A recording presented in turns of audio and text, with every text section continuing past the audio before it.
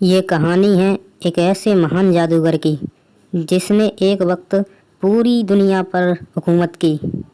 वह एक लौता ऐसा मेज बना जो मैजिक की पीक पर पहुंचा और दुनिया को अपने आगे झुकाया। परंतु वह फिर से रिबॉर्न हुआ, लेकिन जीरो मैजिक टैलेंट के साथ। फिर उसे अपने पिछले जन्म की मेमोरी मिली। इस कहानी में जानेंगे उसके एक लूज़र से ग्रेट मैजिक बनने के सफ़र के बारे में। नेक्स्ट सीन हमें र्यून्स का दिखाया जाता है, जहाँ पर ग्रेट मेज र्यूल आया था। तभी अचानक से उसके सामने एक जायंट बुलबीस्ट आ जाता है, जो उसे देखकर रोअर करने लगता है। उसे देखकर र्यूल बिना किसी रिएक्शन के एक स्पेल कास्ट करने लगता है। वह एक आइस स्पेल को कास्ट करता है और कहता है कि इस पूरी धरती को बर्फ से जमा दो और इस बीस्ट को इसके जीवन से मुक्त कर दो। तभी वह एक स्पेल को कास्ट कर कर एक आइस एंजल को बुलाता है।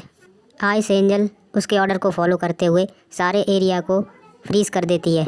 वह बुल डीमन भी घबरा जाता है और र्यूल की तरफ गुर्राने लगता है। वह आइस क्वीन एक फूंक मारती है और अपने एक ही अटैक में पूरे एरिया को फ्रीज कर कर उस डीमन को भी ख़त्म कर देती है।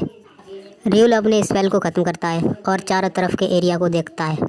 सीन हमें फिर प्रेजेंट का दिखाया जाता है, जहाँ पर र्यूल कुछ किताबों को पढ़ रहा था और उनमें कुछ खोज रहा था।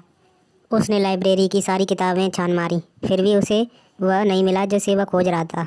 तभी उसकी असिस्टेंट उसे पूछती है कि आपने रीडिंग ख़त्म कर दी। र्यूल कहता है कि तुम्हें इसके बारे में कैसे पता। वह असिस्टेंट कहती है क्योंकि मैं आपसे जुड़ी हुई हूँ, मुझे आपके मन की सारी बातें पता चल जाती हैं। र्यूल कहता है कि इतनी सारी किताबें पढ़ने के बावजूद मुझे वह नहीं मिला। फिर वह असिस्टेंट अपनी पेंटिंग को उसे दिखाती है और कहती है, ये बताओ मेरी पेंटिंग कैसी लगी तुम्हें। ये एक ग्रेट पेंटिंग है। र्यूल कहता है कि लेकिन मुझे तो इसमें कुछ ग्रेट दिखाई नहीं दे रहा। वह असिस्टेंट नाराज होते हुए कहती है कि तुम कभी भी मेरी महान कृति को नहीं पहचान पाओगे। र्यूल अपनी एक अलग ही सोच में डूबा हुआ था। वह सोच रहा था कि अगर वो बुक मुझे मिल जाए तो मैं अपना काम कर सकता हूँ।